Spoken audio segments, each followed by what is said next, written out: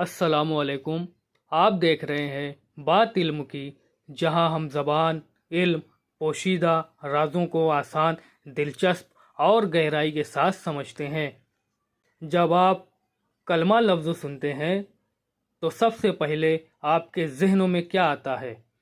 اکثر لوگوں کے ذہنوں میں فوراً کلمہ طیب آتا ہے، لیکن کیا آپ جانتے ہیں کہ اردو گرامر کا کلمہ اس سے مختلف چیز ہے؟ اور دلچسپ بات یہ ہے کہ آپ اس وقت جو الفاظ سن رہے ہیں یہ سب بھی کلمے ہیں۔ آپ جو بولتے ہیں، جو لکھتے ہیں اور جو پڑھتے ہیں وہ سب کلموں سے ہی بنتا ہے۔ آج ہم سیکھیں گے کلمہ کیا ہوتا ہے اور کیوں اردو گرامر کی پوری عمارت کلمے پر کھڑی ہے۔ کلمہ کی تعریف: ایسا لفظ جو کوئی معنی دیتا ہو کلمہ کہلاتا ہے۔ ایسا بامعنی لفظ جو اپنے اندر کوئی معنی رکھتا ہو کلمہ کہلاتا ہے۔ یعنی ہر وہ معنی دار چیز جس کا کوئی معنی ہوتا ہے اسے کلمہ کہتے ہیں۔ فرض کریں آپ بازار میں گئے، آپ دکاندار سے صرف ایک لفظ بولتے ہیں، پانی۔ دکاندار فوراً سمجھ جاتا ہے کہ آپ کس چیز کی بات کر رہے ہیں، کیونکہ پانی ایک معنی رکھتا ہے، اس لیے پانی ایک کلمہ ہے۔ اب ایک اور اہم بات سمجھیں۔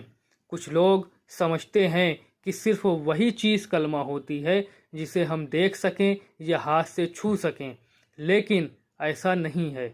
فرض کریں ایک بچہ اپنی ماں سے دور چلا گیا اور اس کے دل میں ایک احساس پیدا ہوا، محبت۔ کیا ہم محبت کو ہاتھ سے چھو سکتے ہیں؟ نہیں۔ کیا ہم محبت کو آنکھوں سے دیکھ سکتے ہیں؟ نہیں۔ لیکن کیا ہم محبت کا مطلب سمجھتے ہیں؟ جی ہاں، اس لیے محبت بھی کلمہ ہے، کیونکہ کلمہ ہونے کے لیے چیز کا نظر آنا ضروری نہیں، معنی ہونا ضروری ہے۔ یاد رکھیں، کلمے کا تعلق چیز کے وجود سے نہیں، کلمے کا تعلق معنی سے ہے۔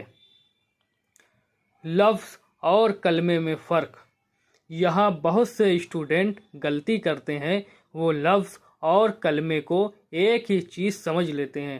لفظ حروف کا مجموعہ، کلمہ ایسا لفظ جس کا کوئی معنی ہو۔ اگزامپل: کتاب معنی موجود ہے، کلمہ۔ محبت معنی موجود ہے، کلمہ۔ شرطک یہ کوئی معنی دار لفظ نہیں ہے، اس لیے یہ کلمہ نہیں ہے۔ کلمہ معنی اور کلمہ محمل: اب یہاں ایک اور اہم بات سمجھتے ہیں، تمام الفاظ کلمہ نہیں ہوتے۔ کلمہ معنی وہ لفظ جس کا کوئی معنی ہو۔ مثال: پانی، کتاب، محبت، خوشی، استاد، یہ سب معنی رکھتے ہیں، اس لیے یہ کلمہ معنی ہیں۔ کلمہ محمل وہ لفظ جس کا کوئی معنی نہ ہو۔ مثالیں: شرطک، لپشک، درتوش، مکنوش۔ یہ تمام ایسے الفاظ ہیں جس کے کوئی معنی ہی نہیں ہے، یہ الفاظ ہم نے خود بنائے ہیں۔ فرض کریں آپ بازار جائیں اور دکاندار سے کہیں مجھے پانی چاہیے، دکاندار فوراً سمجھ جاتا ہے کیونکہ پانی معنی رکھتا ہے۔ لیکن اگر آپ کہیں مجھے شرطک چاہیے تو دکاندار حیران ہو جائے گا، کیونکہ وہ جانتا ہی نہیں کہ یہ کیا چیز ہے۔ اس لیے پانی کلمہ معنی ہے اور شرطک کلمہ محمل۔ کلمہ کی اقسام: اب ایک اہم سوال پیدا ہوتا ہے، کیا تمام کلمے ایک جیسے ہوتے ہیں؟ نہیں۔ اردو گرامر کلمے کو 3 حصوں میں تقسیم کرتی ہے۔ پہلا، اسم، جو کسی شخص، جگہ، چیز یا احساس کا نام ہوتا ہے۔ فعل، کسی کام کا ہونا۔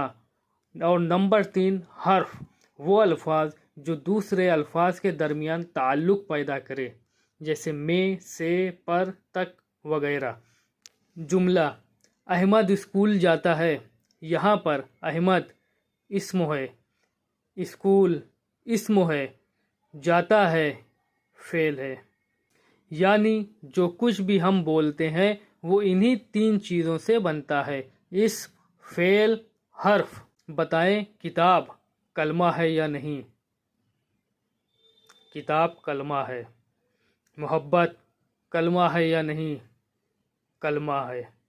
منی ٹیسٹ شرطک کلمہ ہے یا نہیں؟